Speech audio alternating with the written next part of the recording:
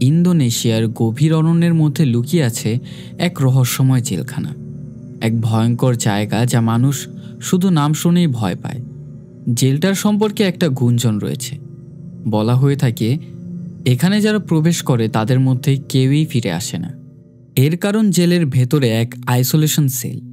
কয়েদিরাও জানে এই আইসোলেশন সেলে একবার যে প্রবেশ করে তাকে আর কোনোদিনই দেখা যায় না। ঘটনা হচ্ছে ভিনি নামের এক মেয়ে। তার হৃদয়ে চাপা কষ্ট। তার ছোট বোন নিখোঁজ হয়েছিল সেই একই জেল থেকে। তবে এবার নিজের জীবনকে বাজি রেখে ড্রাগ ডিলারের আসামি সেজে এই জেলে প্রবেশ করেছে। আদৌ কি এই জেল কেবল মানুষের পাপের ঠিকানা, নাকি এর ভেতরে লুকিয়ে আছে এমন কিছু যা ভিনির কল্পনারও বাইরে? বলছিলাম 2024 সালের ইন্দোনেশিয়ান হরর থ্রিলার সিনেমা বাংসাল আইসোলাসির কথা। তাছাড়া হ্যালো বন্ধুরা, কেমন আছো তোমরা সবাই? আশা করি সবাই খুবই ভালো আছো। আমি Imon and welcome to my channel সিনেহল। এবং ঘটনা শুরু করা যাক। ঘটনা শুরু হয় এক আইসোলেটেড সেল থেকে। ভয় ও আতঙ্কে জমে আছে রাতনা নামের একটি মেয়ে। কোনো এক কিছুর ভয়ে সে জেল থেকে পালানোর চেষ্টা করছিল। পেছনে হঠাৎ করে সে এক অশরীরী আত্মাকে দেখতে পায়। সেখানেই এই মেয়েটা মারা যায়। পরবর্তীতে আমাদের দেখানো হয় এক ফিমেল প্রিজন বাসটা যাচ্ছে রাতু আদিল নামের এক জেলখানায়। এই জেলখানা শুধুমাত্র মহিলাদের জন্য। বাস থেকে সব কয়েদিরা নামে। তাদের মধ্যে বেশিরভাগই ছিল খুনের আসামি, এমনকি কয়েকজন ডাকাতির সাথেও যুক্ত ছিল। তাদের মধ্যেই একজন, যার নাম ভিনি। তার ওপর যেই কেস রয়েছে সেটা হচ্ছে ড্রাগ রিলেটেড ক্রাইম। একে একে তাদের সবাইকে জেলের ভেতরে নিয়ে যাওয়া হয়। নিত্যদিনের প্রয়োজনীয় জিনিস তাদের সবাইকে দেওয়া হয়। ওয়ার্ডেন তাদের সবাইকে আগে থেকে ওয়ার্নিং দিয়ে দেয় যেন তারা জেলখানার আইন কানুন মেনে চলে এবং প্রত্যেকেই যেন শান্তিপূর্ণভাবে জেলে বসবাস করে এবং কোনো ঝামেলা সৃষ্টি যেন না করে। এর পরবর্তীতে তাদের সবাইকে নিজ নিজ সেলে পাঠিয়ে দেয়। ভিনিও তার নিজের সেলে এসে পৌঁছায়, যেখানে সে ইমা নামের এক প্রিজনারকে দেখে। সে কিছুটা পাগলের মতো আচরণ করছে। পাশ থেকে তার সেলমেট তাকে জানায় এই মহিলা আগে থেকেই একটু পাগল। সে জানায় আমার নাম ইয়ান্তি, এবং ভিনি তার সাথে পরিচয় হয়। সেখানেই ইয়ান্তি বলছিল তোমার জেলরের কাছে কৃতজ্ঞতা প্রকাশ করাটা উচিত, কেননা এখানে শুধুমাত্র আমরা 2 জন। অন্যান্য সেলে তো আরও 4 থেকে 5 জন বেশি থাকে। এই সেলটাতে বেশ আরামদায়কভাবেই তুমি কাটিয়ে দিতে পারবে। এরপর তারা সবাই একসাথে দুপুরে লাঞ্চ করতে যায়। সেখানে কিছু পুরনো কয়েদি আসে। তাদের মধ্যে একজনকে দেখে ভিনি ইয়ান্তির কাছে প্রশ্ন করে এই মহিলাটা কে? তৎক্ষণাৎ ইয়ান্তি তাকে চুপ করে থাকতে বলে। আসলে এই কয়েদির নাম হচ্ছে বেলা।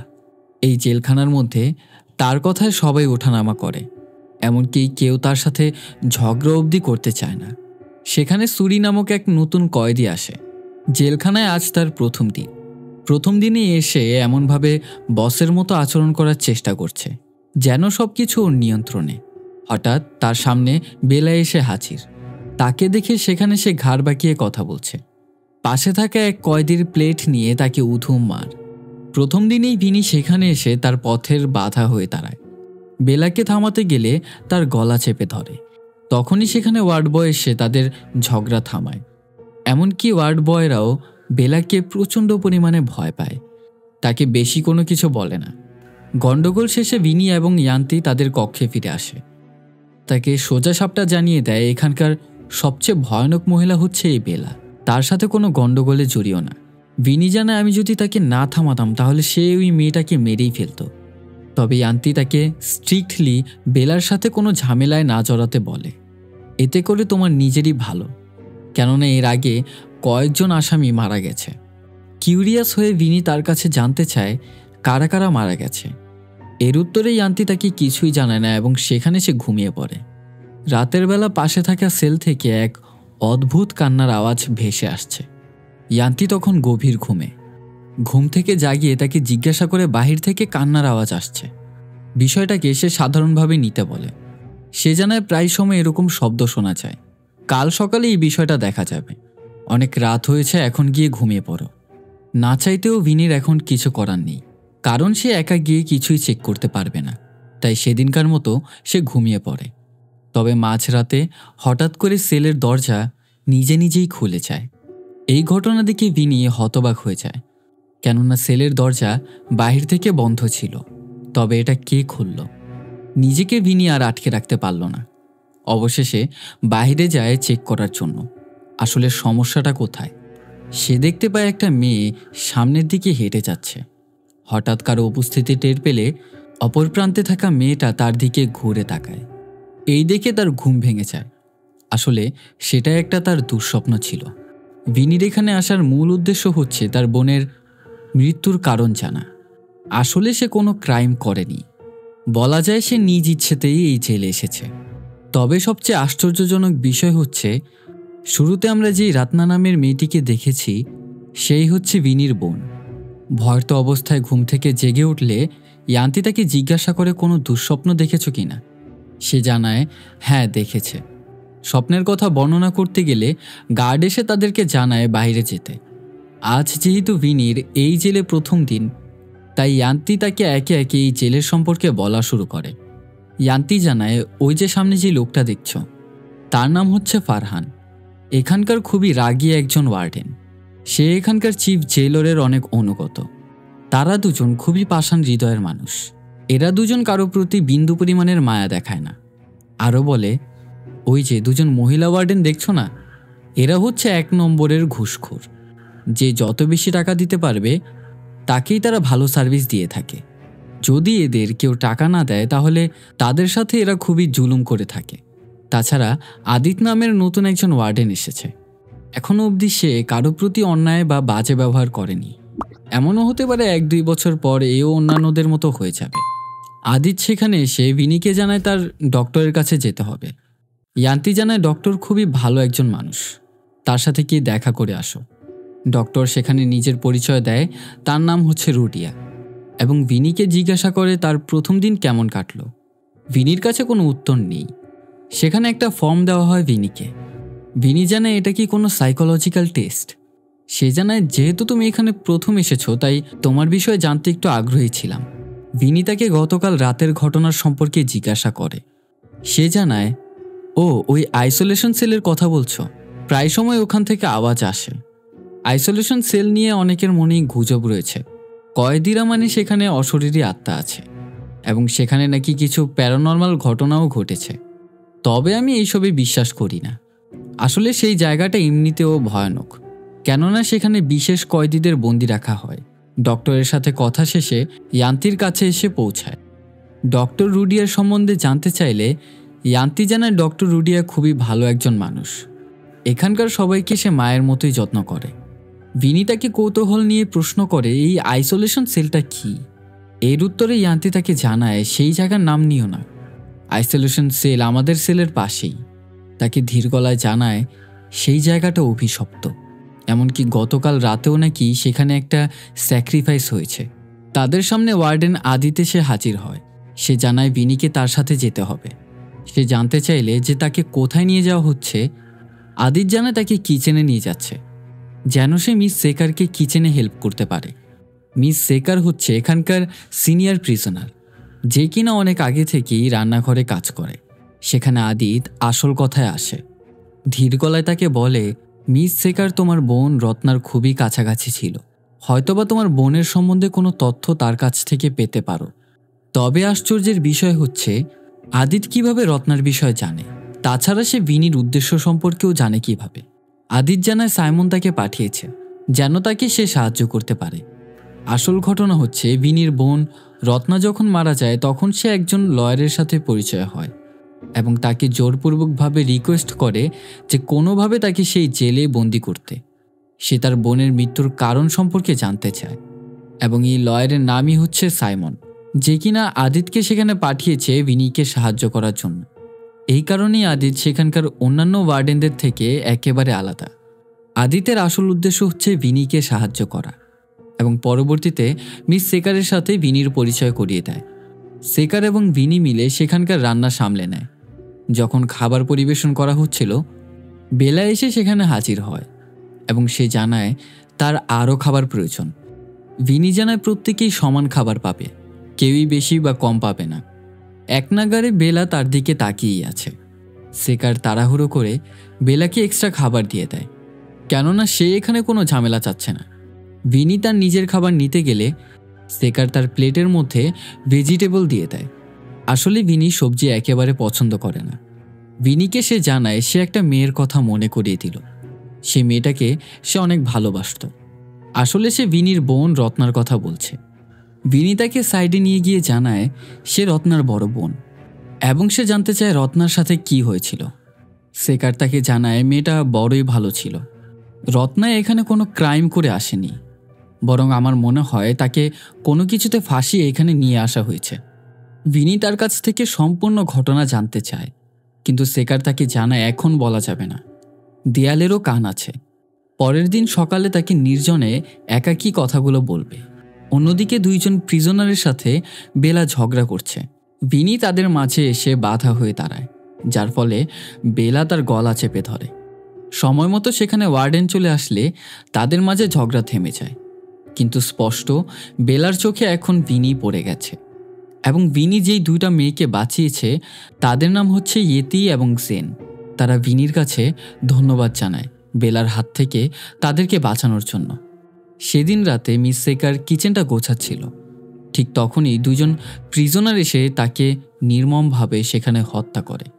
পরের দিন সকালবেলা ভিনি তার বোনের সম্বন্ধে জানতে মিস সেকারকে খোঁজা শুরু করে, কিন্তু তাকে জেলে কোথাও পাওয়া যাচ্ছে না। বিষয়টা নিয়ে চিন্তিত হয়ে পড়লে সে গিয়ে আদিতকে এই খবরটা জানায়।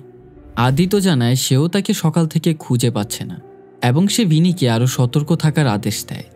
অন্যদিকে ওয়ার্ডেন ফারহান ইয়েতির সাথে কথা বলছে। ইয়েতি তাকে ঘুষ দেয় এবং তাকে জানায় জেনের সাথে যেন তাকে এক সেলেই শিফট করা হয়। অন্যদিকে ভিনির সেলমেট ইয়ান্তি তাকে জানায় সে যেন বেলার থেকে দূরে দূরেই থাকে, তার সাথে যেন কোনো ঝামেলায় না জড়ায়। হঠাৎ করে ভিনির নজর গিয়ে পড়ে ইমার মাথায় পরিহিত ক্লিপের ওপর গিয়ে। কিছুক্ষণ ভেবেচিন্তে তার মনে পড়ে যায় তার ছোট বোনকে জন্মদিনে এই ক্লিপটা উপহার দিয়েছিল। যখন তাকে গিয়ে জিজ্ঞাসা করে, সেখান থেকে ইমা চিৎকার দিয়ে পালিয়ে যায়। আসলে ইমাকে এর আগে আইসোলেশন সেলে পাঠানো হয়েছিল, কিন্তু কোনো একভাবে সেখান থেকে সে পালিয়ে আসতে সক্ষম হয়েছিল। তবে ইয়ান্তিও জানে না কিভাবে সেখান থেকে সে বেঁচে ফিরল। ভিনি তার কাছ থেকে জানতে চাইলে যে সেখানে তাকে কেন নিয়ে যাওয়া হয়েছিল, তার উত্তরে ইয়ান্তি জানায় মিউটিলেশনের জন্য। এর মানে দাঁড়ায় ইমাকে আইসোলেশন সেলে নিয়ে যাওয়া হয়েছিল তার অঙ্গ প্রত্যঙ্গ কাটার জন্য।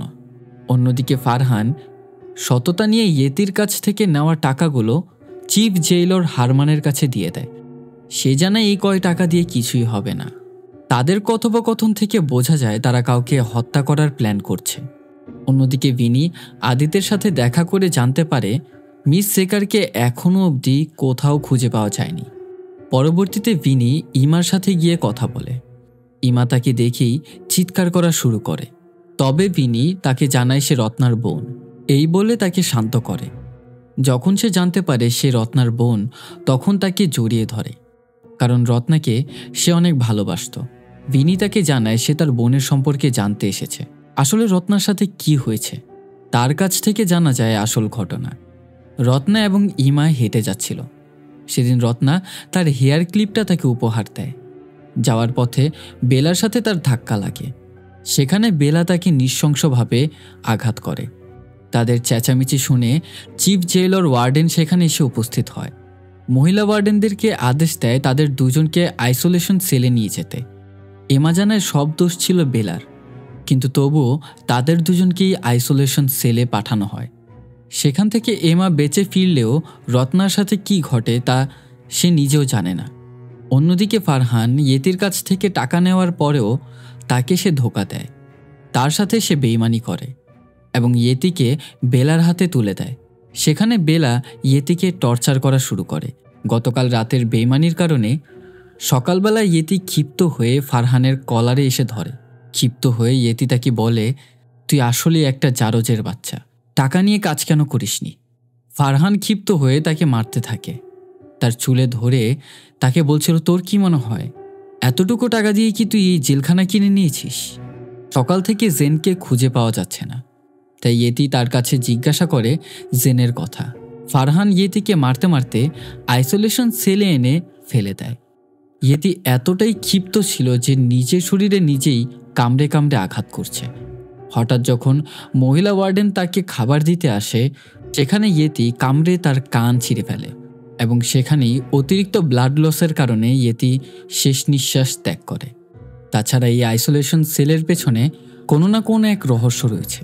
পরের দিন ভিনিকে রুডিয়া সেশনের জন্য ডাক দেয়। রুডিয়ার ভাষ্যমতে ইয়েতি এবং জেনের মৃত্যুর কারণ হচ্ছে ভিনি, কেননা ভিনির জন্যই বেলার সাথে তাদের দুজনের ঝগড়া লেগেছিল।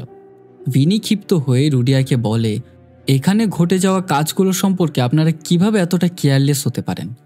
এখানের কয়েদিরা একে অপরকে নির্যাতন করে, ওয়ার্ডেনরাও ঘুষ খায়, এমনকি যার উপর টর্চার করা হয় তাকেও আইসোলেশন সেলে পাঠিয়ে দেন। এত সব বিষয় দেখার পরেও আপনারা চুপ থাকেন কি করে? এইসবের কারণে রুডিয়া ভিনির কাছে ক্ষমা চায়। সে জানায় জেলখানাটা এভাবেই চলে, আমি শুধু এতটুকুই চাই জেলখানার পরিবেশটা শান্তিপূর্ণ থাকুক। ভিনি সেখানে কিছুটা হতাশ, কেননা তার প্রশ্নের উত্তরটা সঠিক মতো পায়নি। সেখানে এক মুহূর্ত না থেকে উঠে গিয়ে চলে যায় আদিতের সাথে দেখা করতে। এখন সে কট্টরভাবে প্রস্তুতি নিয়ে নিয়েছে। সে জানায় যেভাবেই হোক সে আইসোলেশন সেলে যেতে চায়। এই কাজটা সম্পন্ন করার জন্য ভিনি আদিতের কাছে সাহায্য চায়, কিন্তু আদিত জানায় এখানে তার অতটাও অ্যাক্সেস নেই। ভিনির মাথায় এক আইডিয়া চাপে যে আসলে এই জেলখানাতে বেলার সাথে যারই ঝামেলা হয় তাকেই আইসোলেশন সেলে বন্দি করা হয়। ভিনি পরিকল্পনা করে নেয় এবার সে বেলার সাথে ঝামেলায় জড়াবে। অন্যদিকে ফারহান বেলাকে চিফ জেলর হারমানের কাছে নিয়ে যায়। হারমান বেলাকে দিয়ে কিছু কাজ করাতে চায় এবং জানা যায় জেলের ভেতর যেই সব কুকীর্তি রয়েছে সব কিছুই হারমানের নির্দেশেই হয়। ঘটনা হচ্ছে বেলার একটা মাত্রই মেয়ে। চিফ জেলর হারমান বেলাকে সবসময় ব্ল্যাকমেইল করে এবং তাকে দিয়ে জেলের মধ্যে অস্থিতিশীল পরিবেশ তৈরি করে। হারমান জানায় যদি সে তার কথা অনুযায়ী না চলে তাহলে তার মেয়েকে বাইরে ক্ষতি করবে। এখন বেলা তার কথা শুনতে বাধ্য। হারমান এটাও জানায় ভিনি কিছুদিন যাবৎ জেলের ভেতর একটু বেশি বাড়াবাড়ি করছে, তাকে যে করেই হোক থামাতে হবে, না হয় এমনকি তারা নিজেরাও বিপদে পড়ে যাবে। বোঝা যায় ভিনির প্ল্যান সম্পর্কে আগে থেকেই হারমান অবগত, তবে এখানে তাদের আসল উদ্দেশ্য কি তা একটু পরই জানা যাবে। অন্যদিকে ভিনি আইসোলেশন সেলে যাওয়ার জন্য একেবারে প্রস্তুত। আদিত্যাকে জানায় তুমি যদি আইসোলেশন সেলে যাও তাহলে এমনও হতে পারে তুমি নাও ফিরে আসতে পারো। এভাবে করে তোমার বোনের মৃত্যুর কারণটাও বাইরে প্রকাশ পাবে না, রত্নার মতোই তোমার কেসটাও অমীমাংসিতই রয়ে যাবে। কিন্তু ভিনি মৃত্যুকে একদমই ভয় পায় না। সেখানে তার লয়ার সাইমনের কথা মনে পড়ে। সাইমন তাকে বলেছিল যে এই সেলে যারা মারা যায় তাদের সবার পোস্টমর্টেম প্রাইভেটলি করা হয়। প্রত্যেকের মৃত্যুর কারণ হিসেবে পোস্টমর্টেম রিপোর্টে জানা যায় সবাই নিজেকে নিজেই হত্যা করেছে। তবে বিষয়টা একেবারে ভিত্তিহীন, কেননা ভিনি মনে করে তার বোন কোনোভাবেই আত্মহত্যা করতে পারে না। যেই কথা সেই কাজ। ভিনি একটা ধারালো চাকু নিয়ে চলে যায় কিচেন রুমে। বেলা সেখানে বসে খাবার খাচ্ছিল। কোনো কথা না বলেই গিয়ে সোজা চাকু তার হাতে ঢুকিয়ে দেয়। বেলার সেলমেট এসে ভিনির সাথে ধস্তাধস্তি করছিল। সেই মুহূর্তে বেলা যখন ভিনিকে চাকু নিয়ে আঘাত করতে আসে ভুলবশত সে তার সেলমেটকেই চাকু ঢুকিয়ে দেয়। ধস্তাধস্তির এক পর্যায়ে গার্ড এসে তাদের দুজনকে অজ্ঞান করে দেয় এবং ভিনিকে সেই আইসোলেশন সেলে পাঠিয়ে দেয়। ভিনি ঠিক যেমনটা চেয়েছিল তার সাথে ঠিক তেমনই ঘটে। সে চেয়েছিল আইসোলেশন সেলে যে কোনোভাবে প্রবেশ করতে এবং একটু পর গার্ড এসে তাকে খাবার দিয়ে যায়। তৃপ্তি সহকারে খাবার খেলে হঠাৎ করে তার মাথা কেন যেন ঘোরানো শুরু করে। হয়তো তার খাবারে কিছু মিশিয়ে দিয়েছে। হঠাৎ করেই সে এক অবয়বকে সেখানে দেখতে পায়। অবশেষে তাকে চমকে দিয়ে সেখানে হাজির হয় ইয়ান্তি। তবে প্রশ্ন একটা, এত ইজিলি সেই সেলের ভেতরে কিভাবে আসলো? এবং এই বিষয়টা সে তার নিজের মুখেই ক্লিয়ার করে দেয়। আসলে সে নিজেও এই জেলের ভেতর সমস্ত অপকর্মের সাথে মিলিত রয়েছে এবং ভিনির খাবারের মধ্যে তারা এলএসডি ড্রাগ মিশিয়ে দিয়েছে। এর ফলে সেখানে সে হ্যালুসিনেট করা শুরু করে। ইয়ান্তি জানায় সে নিজেই তার বোন রত্নাকে হত্যা করেছিল, এমনকি সেকার এবং ইয়েতিকে সে নিজের হাতেই হত্যা করেছে। আশ্চর্যজনক বিষয় হচ্ছে এই গেমের আসল খেলোয়াড় হচ্ছে ফারহান এবং হারমান। তাছাড়া বেলা শুধুমাত্র একটা দাবার গুটি। সবাই ভাবত বেলা এই জেলখানার মধ্যে সবচেয়ে ভয়ানক একজন কয়েদি, কিন্তু আসল বিপদ আর কেউই নয়, ইয়ান্তি নিজেই। আসলে ঘটনা হচ্ছে এই আইসোলেশন সেলের মধ্যে কয়েদিদের ড্রাগস দেওয়া হতো, যার ফলে তারা হ্যালুসিনেট করে বিভিন্ন ভূত প্রেত দেখত। এলএসডি দেওয়ার পর জেল কর্তৃপক্ষ সবাই মিলে সেই কয়েদিকে হত্যা করত। মাথায় প্রশ্ন ঢুকতে পারে, তাদের হত্যা করেই বা কী লাভ? এখানে তাদের সবচেয়ে বড় লাভ হচ্ছে, যাদেরকে তারা হত্যা করত তাদের অর্গানসগুলো তারা ব্ল্যাক মার্কেটে সেল করত। অনেক বছর হয়ে গেছে তারা সবাই মিলে এই কাজের সাথে যুক্ত। কিডনি, হৃৎপিণ্ড এবং দেহের প্রয়োজনীয় অংশবিশেষ বিক্রি করে তারা টাকা কামাতো। ভিনিকে অতিমাত্রায় ড্রাগস দিয়ে সেখানে হত্যা করার প্রচেষ্টা চলছিল, কিন্তু সেখানে ভিনি উল্টো ইয়ান্তিকেই সেই ইনজেকশন দিয়ে দেয়, যার ফলে ইয়ান্তি সেখানেই মারা যায়। ভিনি সেখান থেকে পালানোর চেষ্টা করছিল। অন্যদিকে হাসপাতালে বেলা অজ্ঞান হয়ে পড়ে আছে। একটু পরই তার দেহ থেকে কিডনি বের করা হবে। তবে তাদের সেই প্ল্যান বাস্তবায়ন হলো না। হঠাৎ করে বেলা সেখানে জেগে ওঠে এবং তাদের সবাইকে আঘাত করে সেখান থেকে পালাতে সক্ষম হয়। অন্যদিকে জেলের মধ্যে সব জায়গায় জানাজানি হয়ে গেছে যে ভিনি সেল থেকে পালিয়ে গেছে। তবে ফারহান হঠাৎ করে ভিনিকে খুঁজে পেলে তাকে সেক্সুয়ালি অ্যাসল্ট করার চেষ্টা করে। সঠিক মুহূর্তে এমা এসে ভিনিকে বাঁচিয়ে নেয়। তবে ফারহান সেখানে এমাকে হত্যা করে। ভিনির সাথে সে একই কাজ করতে গেলে এবার পেছন থেকে আদিত এসে তাকে স্ট্যাব করে বসে এবং ভিনিকে সেখানে সে বাঁচিয়ে নেয়।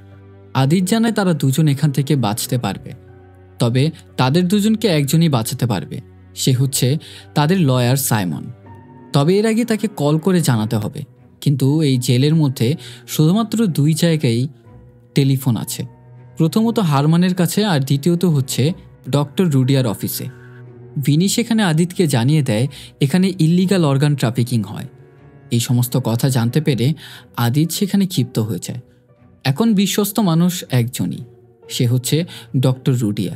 তাই তাকে ডক্টর রুডিয়ার অফিসে নিয়ে যাওয়া হয়। তবে যাওয়ার পথে সেখানে হঠাৎ হারমান সেখানে চলে আসলে আদিত তাকে পালাতে বলে। অন্যদিকে বেলা সমস্ত কয়েদিদেরকে আজাদ করে দেয়। এর ফলে পরিবেশ অস্থিতিশীল হয়ে ওঠে। ভিনি সেখানে রুডিয়াকে সমস্ত ঘটনা খুলে বলে এবং টেলিফোনে সাইমনের সাথে যোগাযোগ করার চেষ্টা করে। ভিনিকে শান্ত করার জন্য রুডিয়া তাকে পানি দেয়। পানিটা খেলে ভিনি সেখানে অজ্ঞান হয়ে যায়। আসলে রুডিয়াও এদের সাথে জড়িত। উপরে উপরে সে নিজেকে ভালো মানুষ হিসেবে মানুষের কাছে প্রদর্শিত করে।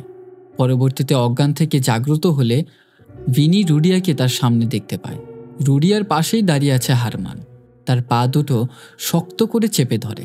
আশ্চর্যজনক টুইস্ট হচ্ছে, হারমান এবং রুডিয়া তারা দুজন স্বামী স্ত্রী।